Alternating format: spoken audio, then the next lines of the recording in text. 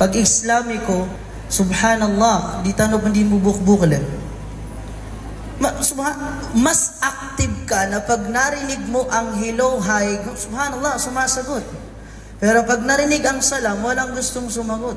Tinatamad pa. Alam niyo yung nagsiselfon pa siya, tapos, alaihissalam. Subhanallah. Yung totoo, nagsasalam ba tayo or sumasagot tayo ng salam na hindi natin alam ang kahulugan? Tanungin niyo ang sarili ninyo. Sumasagot ka ba ng salam or ikaw ay nagsasalam na naiintindihan mo ba yan or may makalang? Subhanallah. Umani isa, napakaisiin niya na ginawa niya. Bawat isa, tanungin niya ang kanyang sarili. Kapatid sa pananampalatayang Islam, ang pagbati ng salam ay sunnah. At ang pagsagot ng salam ay fardu kifaya. Ibig sabihin, kapag may nagsalam, ikaw man ang binati or hindi, pag narinig mo ang salam, wajib na sagutin natin ito. Bakit? Kasi kung mayroon mang isa sa atin, ni isa sa atin, walang sinagot, lahat tayo may kasalanan. At napakaganda ng kahulugan ng salam. Assalamu alaikum. Ang kapayapaan ay sumainyo. Humihingi ka ng dua ng kapayapaan sa kapatid mong Muslim. Ayaw mo bang ibalik sa kanya yon? Ang kapayapaan?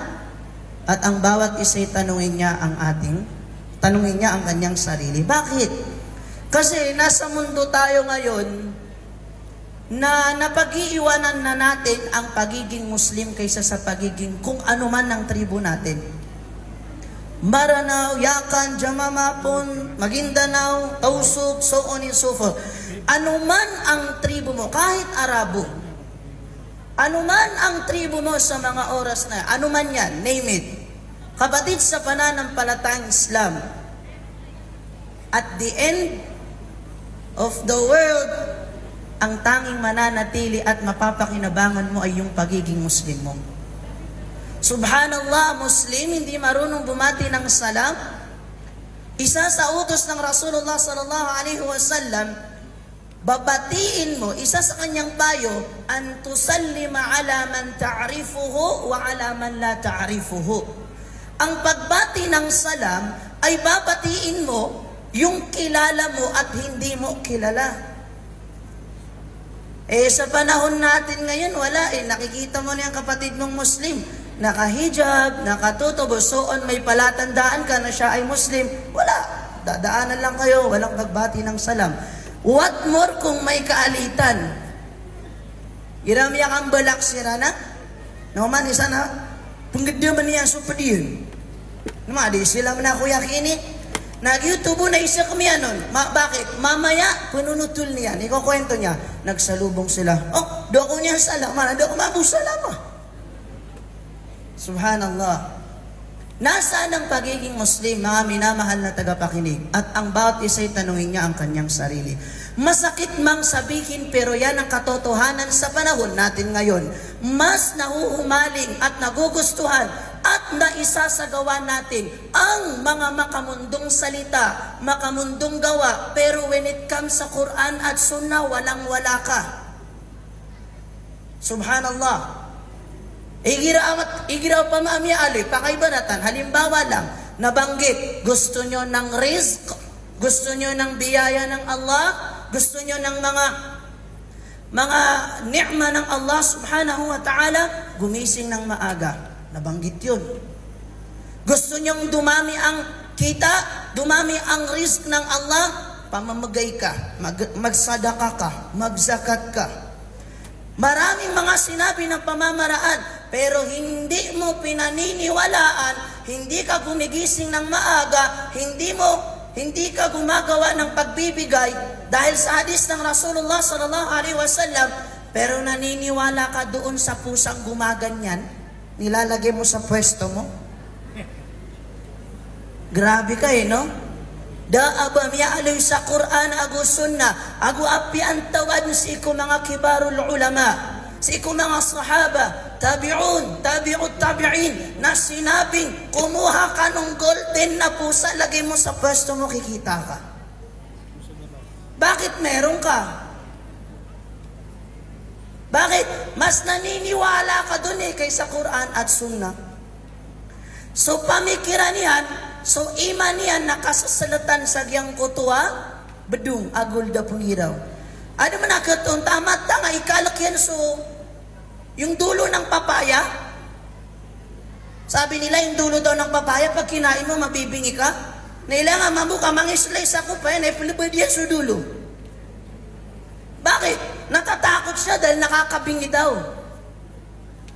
Pero hindi ka naniniwala sa Quran at Sunnah. Bigyan ko ng halimbawa. Matan. Kama pataruta. So daparat yan ada sabut yang kuagama Islam na din yan ay pangimnaran. Hadisun sahih. Muttafaqun alaih. Hadis ng Rasulullah sallallahu alaihi wasallam, "Idza waqa'a adh-dhubabu fi ina'i ahadikum." Kapag ang ano nga ba sa maranaw? Tandeg. Dhubab. Langaw. Tandeg sa maranaw? Aywa. Yung langaw, hindi bangaw ha. Langaw. Magkaiba yung langaw sa bangaw. Taib. Yung langaw, sabi ng Rasulullah sallallahu alaihi wasallam, kapag tumapak, napunta sa inyong kinakain, inai ahadikum, sa inyong plato, sa inyong baso, sa inyong kainan, kapag dumapo siya, ang sabi ng Rasulullah sallallahu alaihi wasallam na sumakanakaon.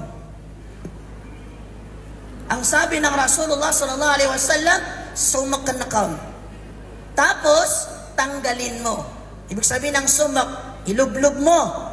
Pag nalublob mo, tanggalin mo, itapon mo, ituloy mo ang pagkain mo. Yung mga walang iman, walang alam sa Islam, subhanallah, nakakadiri, pwede naman akong kumuha ng bago. Pero dahil sa kawalan ng iman, at ayaw nilang paniwalaan ng hadis ng Rasulullah sallallahu alaihi wasallam, kakaduduniyaan, kamapeded na sosyal, miyada. Si Kuya Maanan yan, nakabubuli niyan, Muslim. Bakit itinutos ito ng Rasulullah sallallahu alaihi wasallam? How many years nang nakalipas? Dahil sabi ng Rasulullah sallallahu alaihi wasallam, ang langaw, ang kabilang pakpak neto ay gamot. At ang kabilang pakpak naman neto ay sakit. Ngayon kapag tumapak siya sa kinakainan ng bawat isa sa inyo, hindi nyo alam kung ang itinapak niya ay gamot or sakit. Kaya ilublob mo para magsama doon at tanggalin mo at ipagpatuloy mo ang iyong pagkain. Kailan ito sinabi ng Rasulullah sallallahu alaihi wasallam? 1,000 years. Ang tagal na. Sinong mga nurse at doktor dito? Scientifically proven na ang langaw may genes na may daladalang sakit at may daladalang gamot. Kailan lang nalaman yan, mga minamahal na tagapakinig? Nakaida. Kaso para tayo kada kalaniman to na miyataman sa yuta bedunga gulda o di nagyang kotwa o duwa no kupaya at tigiran. Doon lang yung iman niya. Mas ang daming mga pinaniniwalaan na wala sa Quran at Sunnah. Pero pag sinabi mo sa kanyang Quran at Sunnah, wala lang. O baka pumayo pa sa gagawi ka, piliuso risky. Sabi nila, pag magwawalis ka daw, paloob, wag palabas para hindi mawala yung risky. Bawal daw magpautang ng gabi. Kanino mo natutunan yan? Ang galing mo maniwala sa mga ganyan, di ba? Pag umulan daw na may araw at naputaya dato. Grabe ba? Ang dali-dali nating maniwala sa salita ng kung sino-sino man lang dyan, pero hindi natin pinaniniwalaan ng Quran at Sunnah. Subhanallah. Isa sa binanggit ng Rasulullah sallallahu alaihi wasallam, ya'ti 'alan nas sanawatun khadda'at. Darating sa panahon ng mga tao, kayo na po ang humusga na nandito na po tayo sa panahong iyon. Ya'ti 'alan nas sanawatun khadda'at. Darating sa mga tao ang mga panahon na mapanlinlang. Bakat tali mo masumasa ang mga ragun, mga masa, ayamaanan yan lang, lahat mapanlin lang. Akala mo Muslim na Muslim ka, pero di mo alam, ligaw ka na pala. Dahil naging pabaya ka. Subhanallah. Isa sa binanggit ng Rasulullah sallallahu alaihi wasallam dahil tinanong siya ng mga sahaba, ano itong sanawatun khadda'at? Isa sa binanggit ng Rasulullah sallallahu alaihi wasallam na kung saan ang mga tao yusaddaqu fiha al-kadhib wa yukadhabu fiha al-amin. Isa sa palatandaan na ang panahon na iyon na tinutukoy ng Rasulullah sallallahu alaihi wasallam, ang mga sinungaling paniniwalaan at ang mga mananampalataya pagsisinungalingin. So mga bukag na puratyayaan na sa mga amin, mga mu'min, mananampalataya, mga Muslim, sila yung paggagawing mga sinungaling. Nabaripyo na sisita no sa masa. May alubu-lubu na ditaro di kisintaan ko mga ulama. Kapamaawing isi ko mga ulama. Asaramat pero kabnar ka na inisinta nga sa ulama. Subhanallah. Tanungin natin ang ating mga sarili. Ito ay panahon ng mapanlinlang. Nawawala na po tayo sa pagiging Muslim.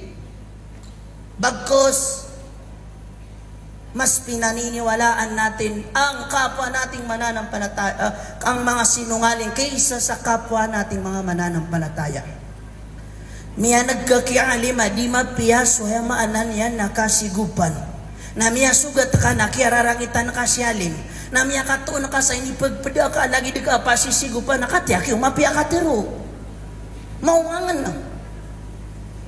Piyantunad na kikaungangan na ka, naudaki sa Quran na gusto na, nadaki abalya ka tiruanan. La hawla wala quwata illa billah. Pero hindi. Sa panahon natin ngayon, walang basihan ng Quran at Sunnah. Basta kakampi niya, yun ang tama. Malagit sila na modul patron. Ayan niya magpungim na rin si modul patron. Kung pungim na rin yung nga mo syaripa, mga wala alimat sa. Kinabakan pa si Iko, kambaradusa. So bawat isa'y tanongin niya ang kanyang sarili, mga minamahal na tagapakinig.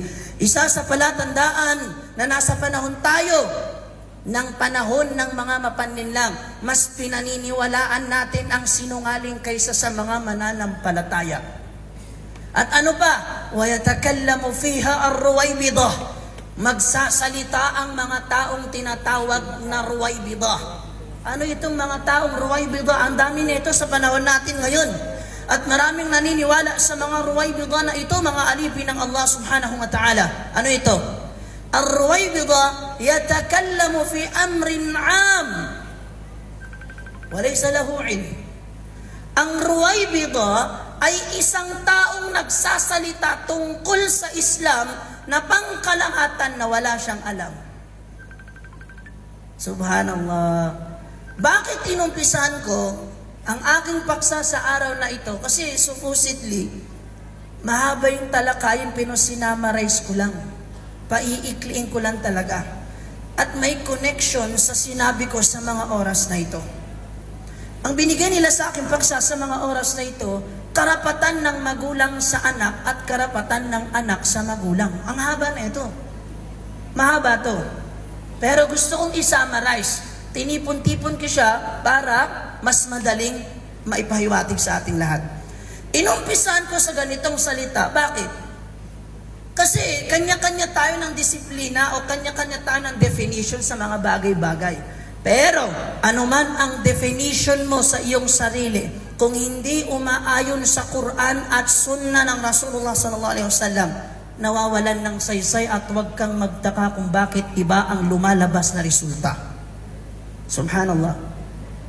Unahin natin sa karapatan ng anak sa magulang. Bakit ko uunahin to? Uunahin ko to kasi ikaw na magulang sa mga oras na ito, bago mo hanapin ang karapatan mo sa iyong anak, tanungin mo ang sarili mo kung naisagawa mo ba ang karapatan ng anak sa iyo. Subhanallah. Kasi ito, gasgas na topic na yung karapatan ng magulang sa anak. Gasgas na to. Magiging mabuti sa magulang, gasgas na to. Ang kulang lamang, gawa.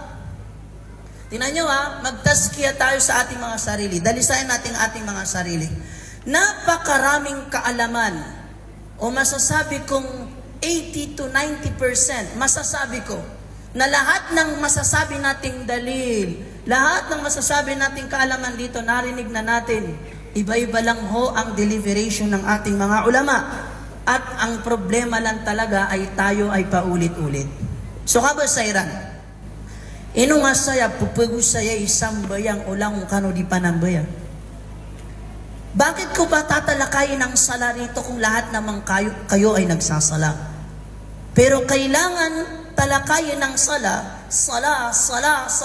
Bakit? Kasi hanggang ngayon, itong taong ito na alam niya ang hukom ng sala, alam niya ang batas ng sala, when it comes sa Islamic perspective, hindi pa rin siya nagsasala. Subhanallah. Mata nga mapatirwakan. At namuntod sa iman to, may sembayang sa duhur na de sembayang sa sumukagi. Nukamit ako kaskaw to. Mapatarota. So, anong sense? Anong sense naman?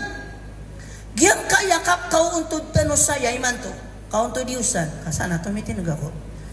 Giyang ang pagkakaroon natin neto, ang pagtitipon-tipon natin dito, ang dapat na maging proud ka ay kaalaman na mapupulot po natin sa mga speakers. Hindi sa pagpupost lamang. Miya kasong ako saya, minituladakan si Fulan, minayakan si Fulan. Hindi yan dapat ang maging proud ka. Ang maging proud ka kung may natutunan ka sa speaker. Di ba? Hindi yung napansin mo, may batang may dalang blue na upuan. Pero hindi nyo napansin yung sinasabi ng speaker. So pinaka-importante ay kaalaman, mga minamahal na tagapakinig. Sana man lang nire-record mo, sinusulat mo, kumukuha ka ng kaalaman, yung alam mo okay na, yung hindi mo alam, isusulat mo pa. Napakainam, mga minamahal na tagapakinig. Pero hindi yan na nangyayari. Nagsasalita ang speaker, nagbabakas sila, nag-uusap sila. Ano ka sumamay? Ano na may hiliyak na milk ti saliw? Bato na makasum? Subhanallah. Be proud sa kaalamang mapupulot natin sa araw na ito, mga minamahal na tagapakinig. Ngayon, umpisan ko ang karapatan ng anak sa magulang. Para malaman ng mga magulang, sa kambisari ikukurang.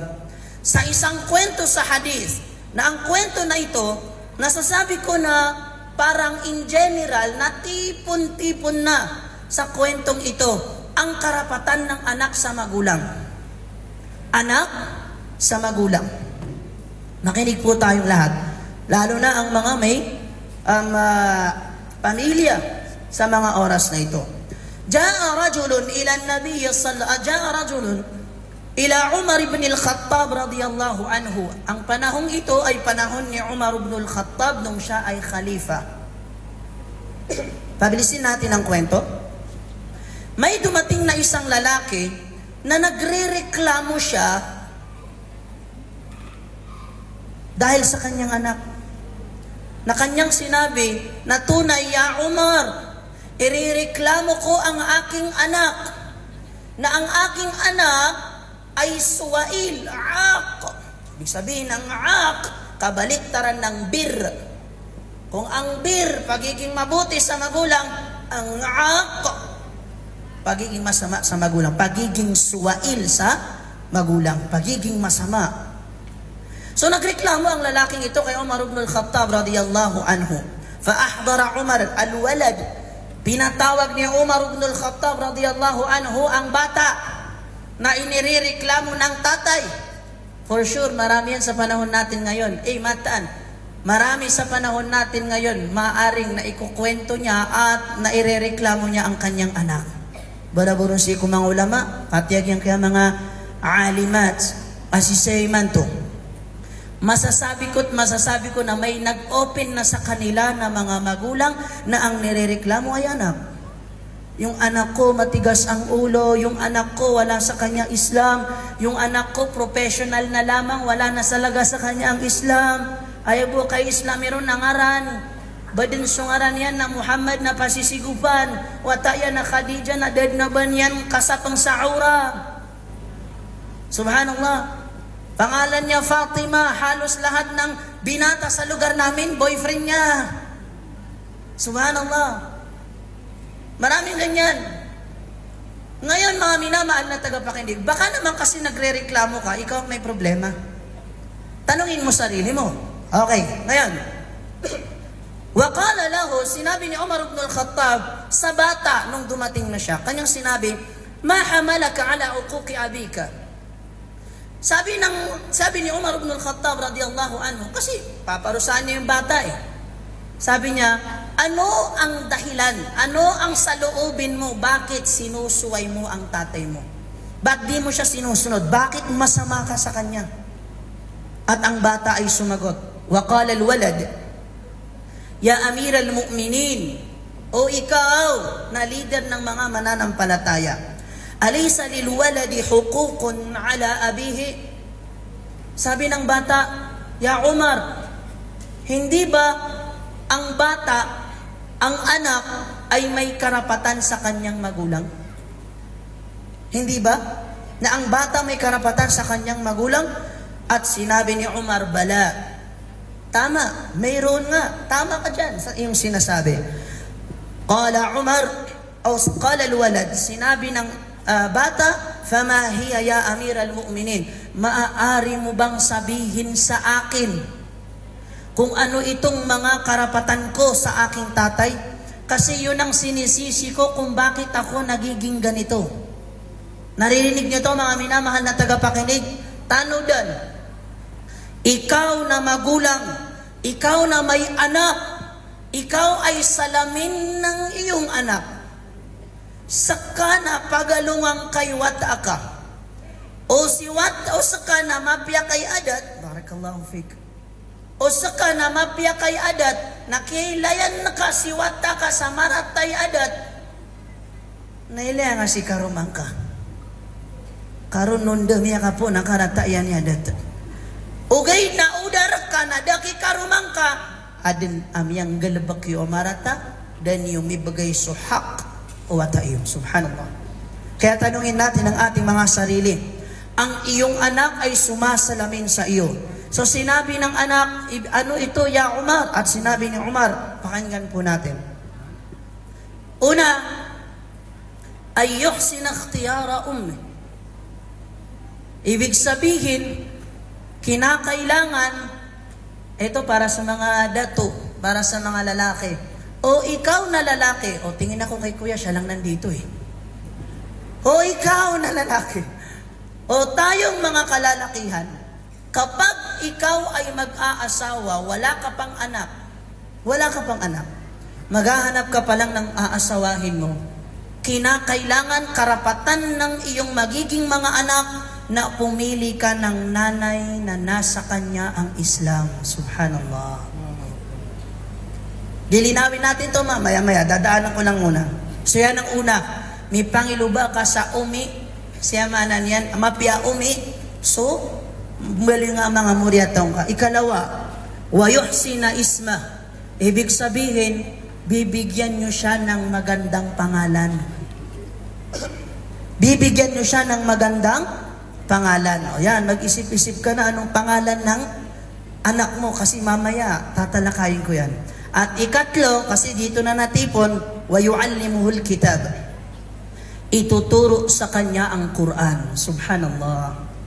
Diyan sa tatlo na yan, natipon-tipon na, nagsama-sama na ang karapatan ng bata sa kanyang magulang. Subhanallah.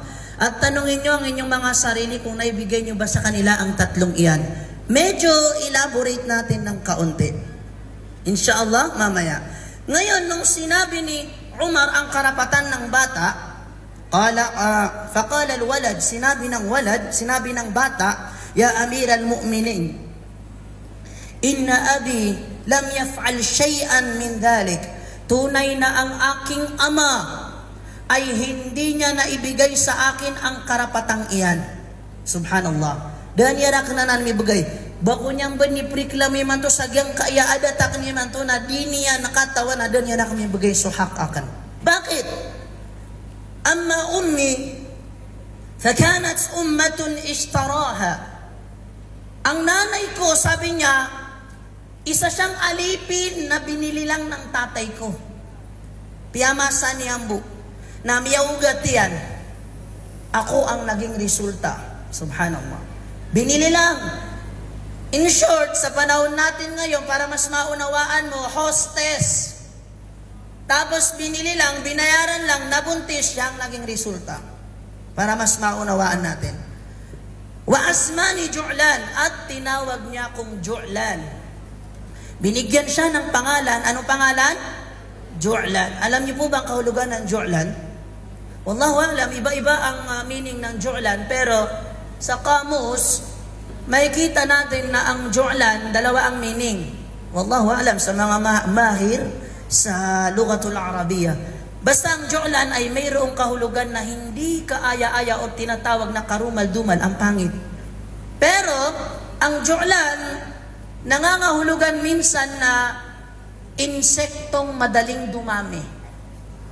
Yan ang ibig sabihin ng Ju'lan.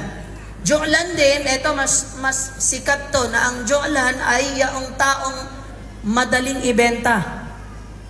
Kumbaga, ang pangalan ng anak niya, for sale. Subhanallah. Okay? Walam yu'allimuni minan Qur'ani harfan wahidan. At hindi niya ako tinuruan ng kahit isang letra mula sa Qur'an. Subhanallah. Sinabi ni Umar, li abihi, ji'ta tashku uquqahu. Pitaroy Umar ibn al-Khattab radiyallahu anhu sa tatay, sa magulang. Dumating ka rito na nirereklamo mo ang anak mo sa kanyang pagiging masama. Dumating ka na nirereklamo siya, pero ikaw mismo ang suwail sa kanyang karapatan sa iyo. Subhanallah. Ibig sabihin, baka naman kasi ang magulang ay may pagkakamali na kailangan ituwid. Nobody's perfect po. Di ba nga, kahit sino namang magulang, kapag may nagsabi sa kanya ng pagdidisiplina sa anak, anong sagot? Pare-pareho. Huwag mo kong tuturuan sa pagpapalaki ko sa aking anak. Hindi, wow. Ikaw na magaling. Subhanallah. Pero hindi. Pag mali at sumasalungat sa Quran at Sunnah, kailangan natin ituwid ang ating mga sarili, mga minamahal na tagapakinig. Ngayon, bigyan natin ng isa-isang elaboration. Una, yung binanggit natin na kailangan mo siyang ihanap ng mabuting nanay. Okay? Kailangan mo siyang ihanap ng mabuting nanay. Kung ikaw may asawa ka na ngayon, na ikaw na babae, at may anak na kayo, baguhin mo ang sarili mo. Baguhin mo ang sarili mo. Ay, di bisya ko pa kayo sa Islam na kailangan na baguhin ko ang sarili ko. Bakit? Tingnan mo ha. May mga payo ang ating mga ulama patungkol sa sino nga ba ang aasawahin. At ano ang katangian ng isang Muslima na nasa kanya ang Islam. Kailangan i-compare nyo ang inyong mga sarili, mga minamahal na tagapakinig. Sinabi ng Allah sa marangal na Quran, وَالطَّيِّبَاتُ لِلطَّيِّبِينَ وَالطَّيِّبُونَ لِلطَّيِّبَاتِ. Sabi ng Allah subhanahu wa ta'ala, ang mga malilinis at mga mabubuting babae ay para sa malilinis at mabubuting lalaki. At ang mga mabubuting lalaki ay para sa mga mabubuting babae. Ito kasi yung isang word na hindi napapansin ng mga kalalakihan. Ile nga kami nga pasapasan dumalil sa dua, talo, pato, pangaraw ka, dua, talo, pat. Pero hindi nila nauunawaan eh. May nilalaktawan sila. Sinabi ng Allah sa marangal na Quran, فَانْكِحُوا مَا طَابَ لَكُمْ مِنَ النِّسَاءِ. Yun yung unang verse eh. Yun yung unang sinabi dun eh. فَانْكِحُوا مَا طَابَ لَكُمْ مِنَ النِّسَاءِ. Eh sila, diretso dun sa mag-asawa ka, 2, 3, 4. Pero nilalaktawan yung taba. Ano ba ibig sabihin ng taba? Mabuti, tiba. Nasa kanya ang Islam. Muslima, mu'mina. Fankihu ma taba lakum minan nisa. Kung ikaw na Muslim na lalaki, nasa kanyang Islam, hanapin mo yung mabuting babae. Subhanallah. Subhanallah. Bago ka pumunta sa masna wa sulasa wa ruba. Sana all. Subhanallah. Kaya dapat maunawaan natin ang bagay na ito. Inutusan tayo ng Allah subhanahu wa ta'ala na humanap ng, kung ikaw lalaki ka, humanap ka ng babaeng tayyiba. Kung babae ka, humanap ka ng lalaking tayyib. Subhanallah. Mabuti. Hindi masama. In short, para mas maunawaan natin, sinabi ng Allah subhanahu wa ta'ala sa Quran sa ibang aya, وَلَا تَنْكِحُوا الْمُشْرِكَاتِ حَتَّى يُؤْمِنْ. Anong sabi ng Allah subhanahu wa ta'ala? Huwag mo kailanman pangangasawahin ang taong mushrik. Ibig sabihin, yaong siya na mapagtambal kay Allah subhanahu wa ta'ala, liban na lamang na siya ay manampalataya. Pero hindi nauunawaan ng ilan ng aya na ito.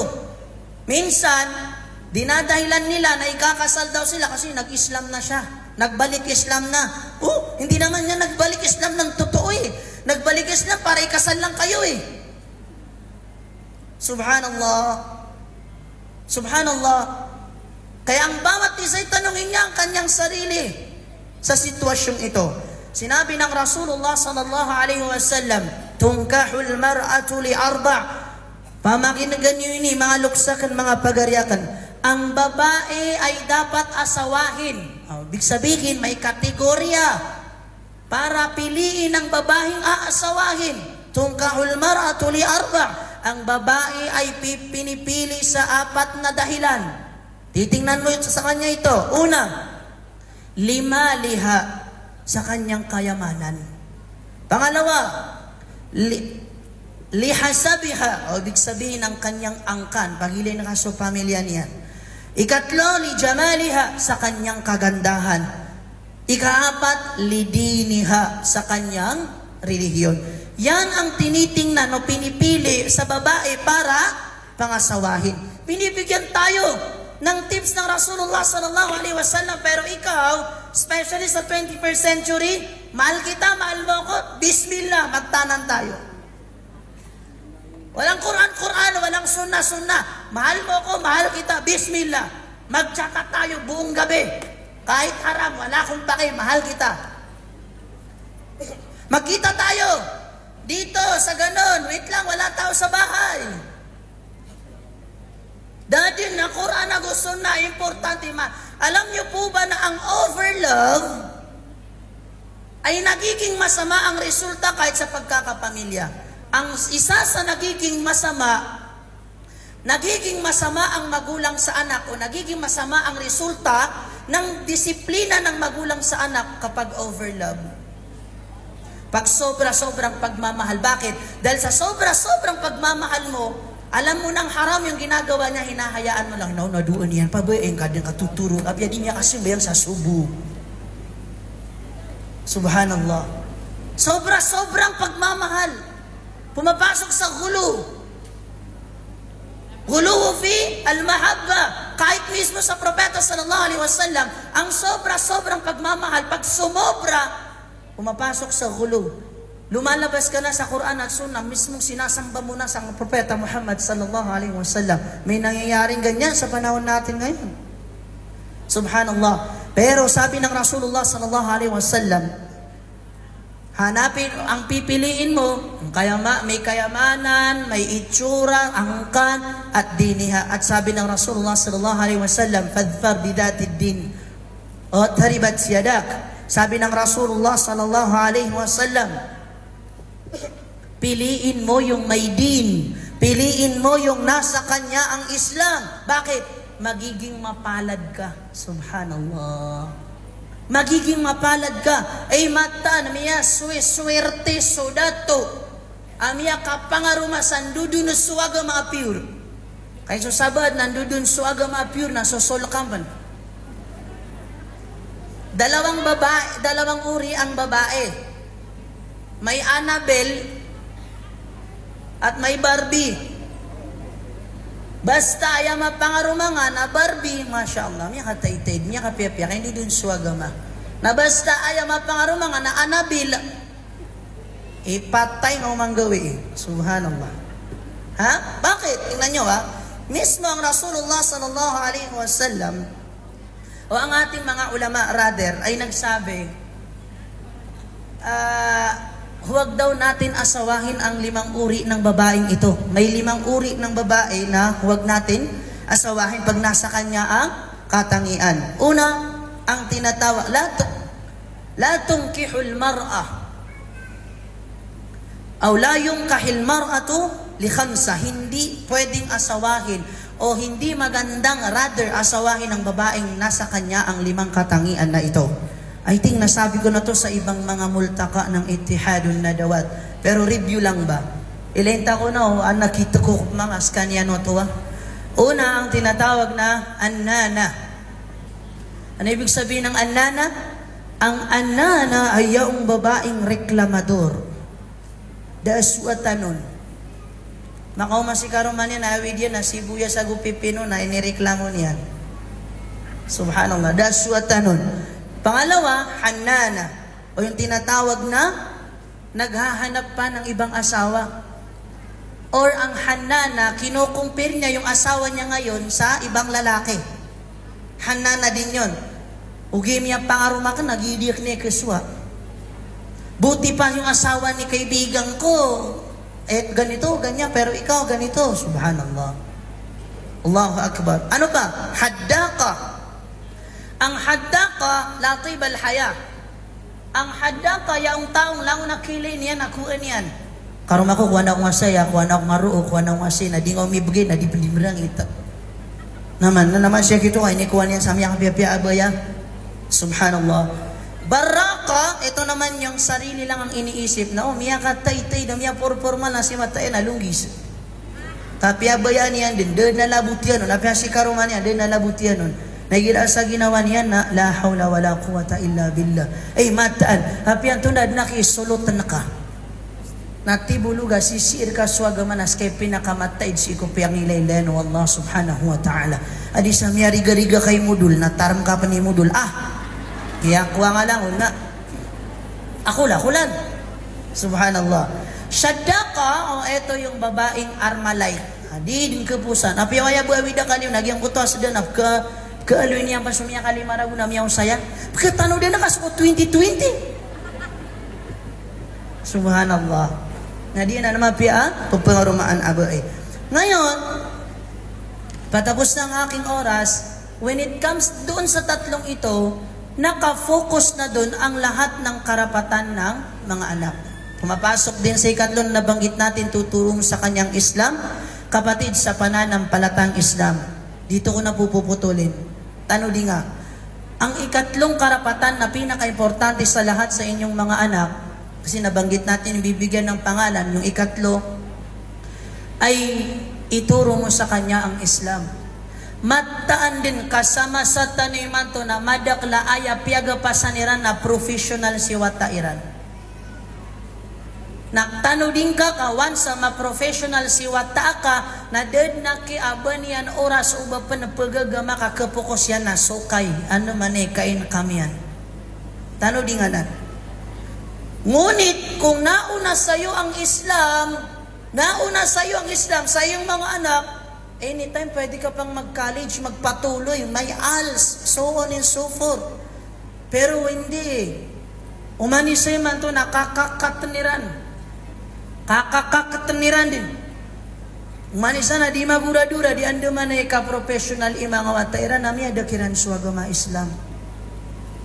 Ito ay possibilities lang, hindi ko sinasabi na 100% lahat ng bata ganito. Kasi mayroon pa rin yung nag-aaral na maging professional, pero nandun pa rin sa kanya ang paggabay ng kanyang mga magulang. Adinong kada soyamaanan yan na agamaa Islam. Kaya kailangan maunawaan natin ang bagay na ito. Sa pamamagitan ng Quran, mga minamahal na tagapakinig, yan ang gagamitin mong pagdisiplina sa inyong mga anak. Yan ang gagamitin yung pagtarbiya, pag-unawa sa inyong mga anak, mga minamahal na tagapakinig. Hindi yung nagre-reklamo ka na pero hindi mo pa natatarbiya sa kapagagama siwata ka. Naman, share ko lang to, 1 minute lamang po. Miya, lalo ko tanod na ki. Miya kay ito pa na siwata ka na, ayun na din ang dipikin bantay na, ten, kukumelon. Nila mabutak yang amin buli na kukumilon. Mada kukumilon na bebebin. Subhanallah. Kabataon da makailay. Mga pamangkin ko, subhanallah. Gumuraw ko din. Magwala. Na ayabu, kapaganakiyan naman nagyasok. Kukumilon. Napakin na ka. Napasungit na siya. Tayo na madidangay nagya kukumilon. Wallahi al-azim. Miya ka ito mo siwata ka na di nga interbiyang ko agama Islam. O ito na ipiginag ko na alibata sa jimhaka. Pagkalayamon, nakaida. Naman ko, antay na watayan si kapakatugtog ta si ten. Kukumelon. Amatapagilid na watayan nanan. Nino to, may kukumelon si wata kapiasina yan abuntal pa na kuko. Tapos sasabihin mo, lumaki yung anak mong bastos. Subhanallah. Isay nga kida na ginawang ka. Aya piura reklamo kiwatayan na miningulalan yan suhak kiwatayan na mga reklamo. Ino mga day si watakal. Subhanallah. Meling ka din. Grade 6, grade 5. Di sa pang saura. Liyayam kaon. Inubusa depida, may mga estudyante kami, ang babata pa lang pinagkukumbong na, tapos yung bata, ipatanggal mo yung kumbong, umiiyak. Bakit bawal Islam? Ayoko makita yung aura ko. Bata. Subhanallah. Bakit? Yun ang tinarbiyan ninyo sa inyong mga anak. Subhanallah. At huwag sana ganun. Huwag sana ganun, mga minamahal na tagapakinig. Tanungin ang sarili kung naibigay ang karapatan ng mga anak sa kanyo. Tanungin ang mga anak kung bakit ganyan sila. Subhanallah. Yun lamang po mga minamahal na tagapakinig. Kahit hanggang dito na lamang po, hiling ko kay Allah subhanahu wa ta'ala na may napulot tayong aral mga minamahal na tagapakinig. Wa akhiru da'wana anil hamdulillahi rabbil alamin. Assalamu alaikum wa rahmatullahi wa barakatuh.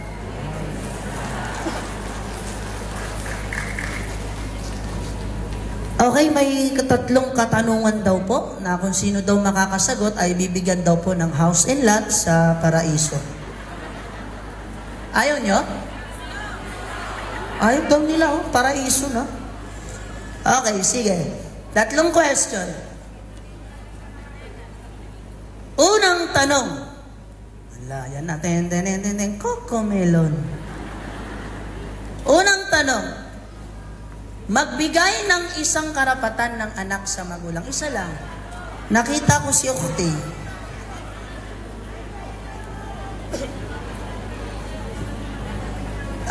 Bigyan po ng mic ba kasi sabihin niya kung ano-ano. Sabi ko na lang, oo, tama. Hello?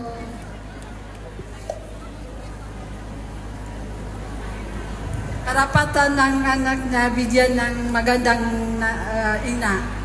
Karapatan ng anak sa kanyang magulang na bigyan ng magandang nanay. Na nasa kanya ang Masya Allah. Takbir. Wow. Tabarakar Rahman. Masya Allah. Ikalawang tanong. Ito medyo hihirapan ko. Dinaanan ko lang to eh. Anong ibig sabihin ng annana? Ano, Masya Allah. Ano ibig sabihin ng annana?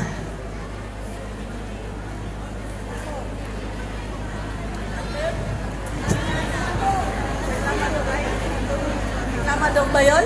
Ano po yun? Reklamador? Ewan ko po. Reklamador, yung kahit yung pag dumating yung asawa niya, na dumating na ganito lang nadala niya, bakit ito lang dala mo? Masya Allah, takbir. Masya Allah, tabarakar Rahman. Last but not the least, maliban sa paghanap ng nanay at pagturo mo sa kanya ng Quran, ano pang karapatan ng isang bata? Ayun. Yun po, yan. Ayun, may take note siya, Masya Allah.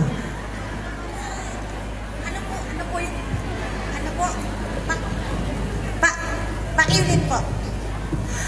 Maliban sa ihanap mo siya ng magiging nanay na mabuti na sa kanyang Islam at ituro mo sa kanya ang Quran, ano pa yung ikatlo? Bigyan ng magandang pangalan. Masya Allah. Takbir. Tabarakar Rahman. Last, pero kayong lahat sasagot. Sa kwento ko kanina, anong pangalan na binigay sa anak? Ano? Jo'lan. Gusto niyo ba ng ganong pangalan? Sure ka?